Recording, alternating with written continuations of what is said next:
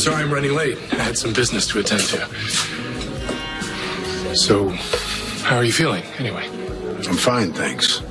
I have to admit I was surprised when you asked me to meet. Why's that? I'll be frank. You were there, supervising when I performed the original memory transfer from Jason Morgan to Drew Kane. It's not a time that either one of us is proud of. I don't know what we have to talk about. Well, I wasn't really planning to rehash all of that. But since you brought it up, I'd just like to clarify with you that I was coerced by my father, and I did everything I could to mitigate the damage. As far as why I asked to meet up with you, it's because of Anna. I know you and my mother are close friends. I was hoping you might have heard from her. I'm trying to get an idea of when she might be returning home. Oh, I'm sorry. I can't help you. I'm not privy to Bureau information or updates about its agents.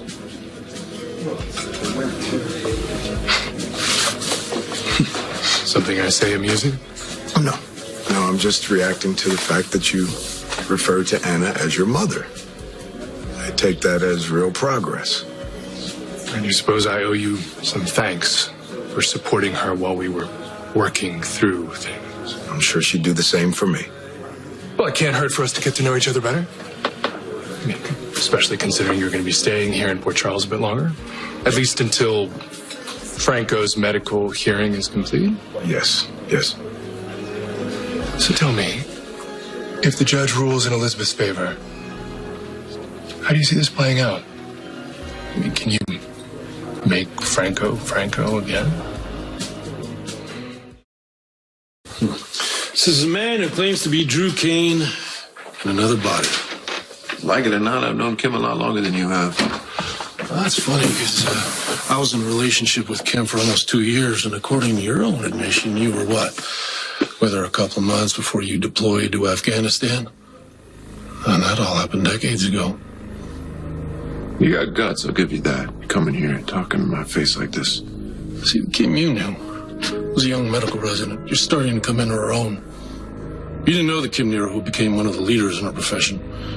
You didn't know the woman who sacrificed everything to raise her son on her own. And you sure as hell didn't know the woman who watched as her only child died, a slow death over the course of several years. You see, Kim Nero has been through hell. And she deserves a hell of a lot better than to have you drag her into a past that never really was. I think you're just here now making this plea because you're hoping you're going to get back together with Kim. So you're the one who got Franco in touch with that attorney? He needed legal representation to defend his right for agency over his medical care. A public defender. I'm sure this Martin Gray is costing him a fortune. Oh. You know, Scott and I were wondering how he was affording this. Are you bankrolling him? Yes.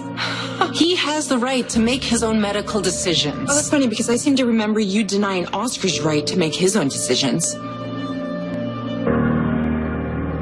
Can I restore Franco's memories and make him himself again?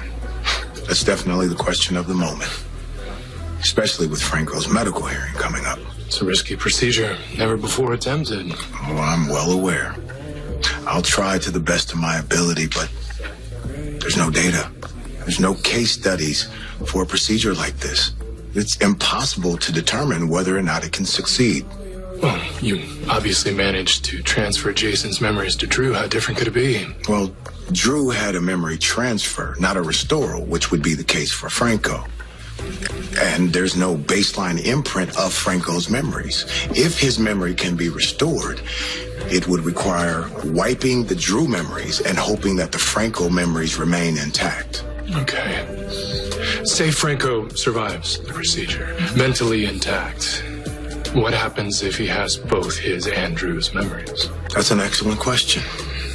It could be a question of which personality is stronger, Franco or Drew. And I can't venture to say which one will prevail.